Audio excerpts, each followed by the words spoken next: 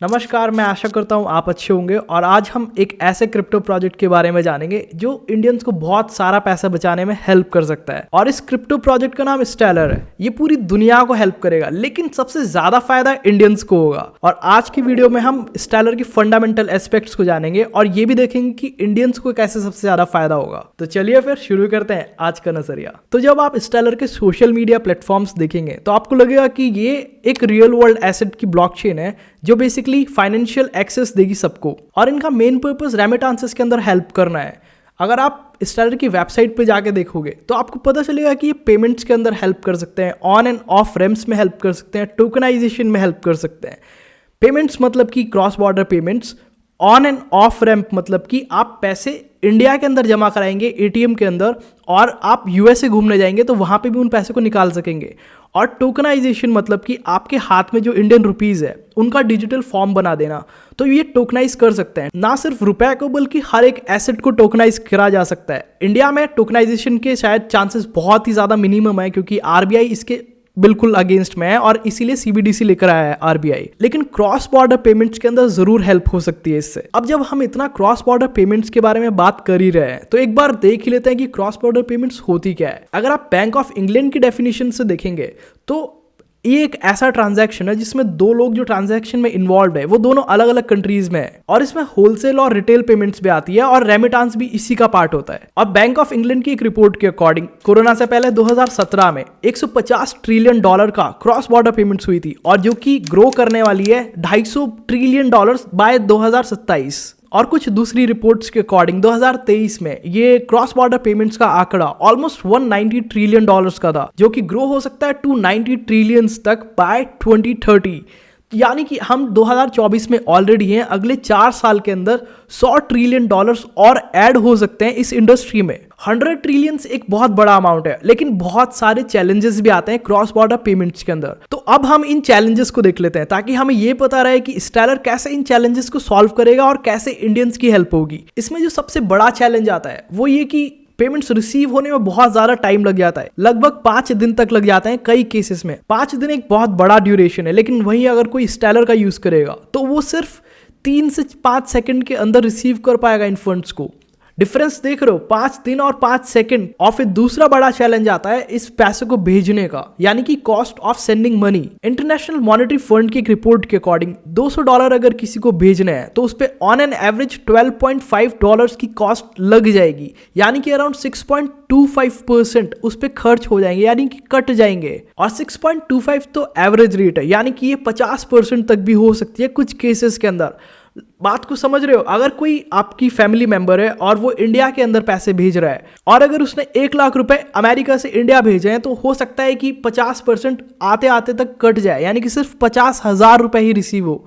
आप सोच रहे हो, कोई इंसान देश छोड़ के जाता है, सेविंग्स करता है उस देश में जाके और उन बचे हुए पैसे को भेजता है और आधे पैसे कोई और ले जाता है क्योंकि उसने आपको सर्विसेज प्रोवाइड कराई है पैसे भेजने की।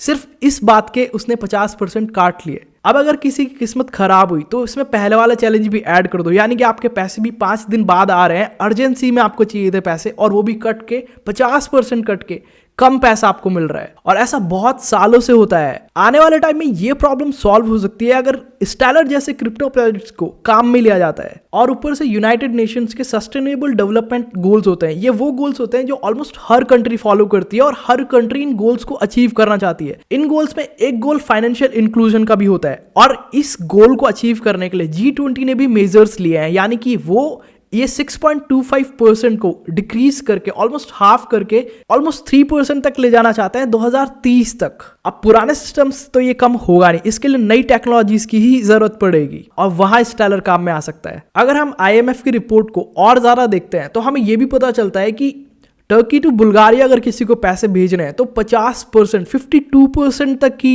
रेट लग सकती है और ये रेट $200 पे सेंड करने का बताया। मतलब कि अगर $200 कोई भेजे तो सिर्फ $100 के आसपास ही उसे मिलेंगे। अब हम स्टेलर के मेन पार्ट पे आते हैं जो कि रेमिटेंसेस है। और रेमिटेंसेस की इस रिपोर्ट को देख के आप देख सकते हो कि इंडिया टॉप पे आता है $111 बिलियन के साथ। ये ऑलमोस्ट 20% का इंक्रीज है 2021 के मामले में। ये 2022 के फिगर्स हैं और यहाँ पे आप देखोगे कि ऑलमोस्ट सारी कंट्रीज डेवलपिंग नेशंस है, यानी कि इन कंट्रीज से लोग बाहर जाते हैं और वहाँ से पैसा अपनी फैमिलीज को भेजते हैं। तो कितना ज़्यादा इंपॉर्टेंट होगा उनके लिए ये पैसा टाइम पे और कम फीस के साथ में भेजना अपने फैमिलीज को। इस लिस्ट में यूक्रेन भी दिखेगा आपको। हो सकता है कि यूक्रेन में वॉर चल रहा है तो शायद उनके कंट्री के लोग दूसरे देशों में शिफ्ट हो गए हैं और अब शायद पैसा भेज रहे हैं, या फिर और भी बाकी लोग सपोर्ट के लिए पैसा भेज रहे होंगे, इसलिए यूक्रेन भी यहाँ पे हो सकता है। और स्टेलर ने भी हेल्प करी है यूक्रेन को इस वॉर के टाइम पे 1.1 मिलियन डॉलर्स भेज के, मतलब कि स्टेलर का यूज हुआ है, स्टेलर की टेक्नोलॉजी का, ब्लॉकचेन का यूज हुआ है यहाँ पे UNHCR के द्वारा, और 1500 लोगों को ये एड रिसीव हुई है। तो आप सोच सकते हो कि ऑलरेडी स्टेलर को यूज किया जा रहा है और इसके लिए स्टेलर को एप्रिसिएशन भी दिया गया है। और यही नहीं, Stellar one of the biggest company जो क्रॉस बॉर्डर में है उसके साथ में कोलैबोरेट भी कर रहा है, जिसका नाम है MoneyGram. Stellar basically physical cash को कन्वर्ट कर देगा डिजिटल फॉर्म में और उसको आप कहीं पे भी भेज सकते हैं, तो भेजना भी आसान हो जाएगा और फीस भी कम लगेगी और बैंक अकाउंट की भी जरूरत नहीं है। अब यही तो है एक्चुअल फाइनेंशियल इंक्लूजन। अब हम देखते हैं कि कैसे स्टेलर कोलैबोरेट करेगा मनीग्राम के साथ में। तो मनीग्राम बहुत सारे डिजिटल वॉलेट्स बना रहा है और ऑलरेडी कई सारे डिजिटल वॉलेट्स हैं मार्केट में जिनको आप यूज कर सकते हैं, जैसे बीन्स, लॉबस्टर, वाइब्रेंट। और इन ऐप्स का यूज करके इंसान अपना 2 फंक्शंस यूज कर सकता है, कैश इन और कैश आउट का। कैश इन में बेसिकली आप जैसे ATMs में पैसा डिपॉजिट करते हैं या फिर बैंक में पैसा डिपॉजिट करते हैं, वैसे ही इनके मनीग्राम के अपने ATMs होंगे या फिर इनकी अलग लोकेशंस होगी अलग अलग जगह पे, जहाँ पे आप जाके पैसे डिपॉजिट कर सकते हैं। यानी कि आपका जो फिजिकल कैश था वो अब डिजिटल बन गया है, ऑलरेडी बन गया है। अब उस डिजिटल कैश को आप किसी भी देश में उस पर्टिकुलर देश की करेंसी के थ्रू निकाल सकते हैं। मान लो आप घूमने जा रहे हो कहीं पे और इंडिया में आपने पैसे डिपॉजिट कराए, अब आप वियतनाम घूमने जा रहे हो, वियतनाम में आप वहाँ की करेंसी को निकाल पाओगे मनीग्राम की लोकेशन पे जाके। कितना आसान हो गया है आपके लिए घूमना, बिना करेंसी एक्सचेंज की चिंता करे आप कहीं पे भी घूम पाओगे। और इसी फॉर्मेट में इंडियंस रेमिटांसेस भी रिसीव कर सकेंगे, यानी कि जो $100 बिलियन से ज्यादा का रेमिटांस इंडिया रिसीव करता है, अब सोचो उस पर कितनी फीस इंडियंस देते होंगे।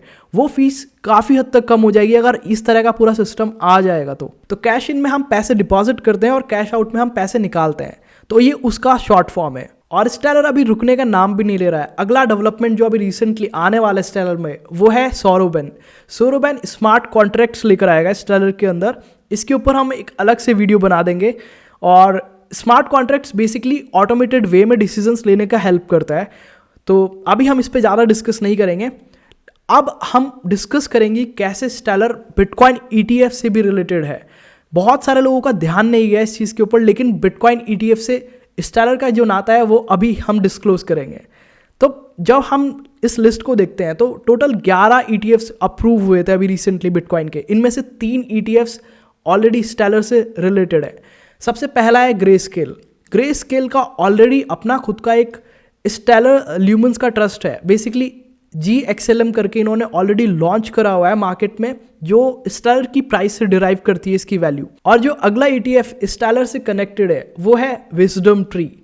बेसिकली विजडम ट्री की आप वेबसाइट पे भी जाके देखोगे तो यहाँ पे भी इन्होंने मेंशन करा हुआ है इनके जो फंड्स है उनको हैंडल करने के लिए स्टेलर ब्लॉकचेन का यूज़ करा जा रहा है।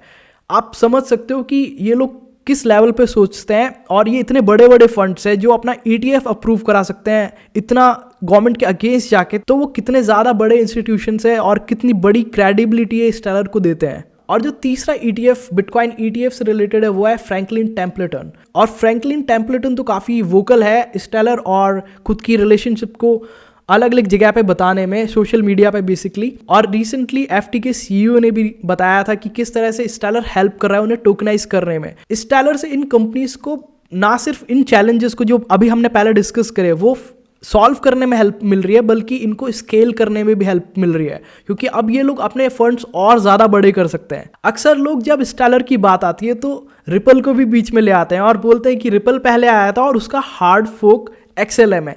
लेकिन जब आप क्लोजली देखोगे तो अभी हालात बदल चुके हैं और XLM यानी कि स्टेलर बहुत जल्दी जल्दी ग्रो कर रहा है और रिपल एक्चुअली में फॉलो कर रहा है स्टेलर को।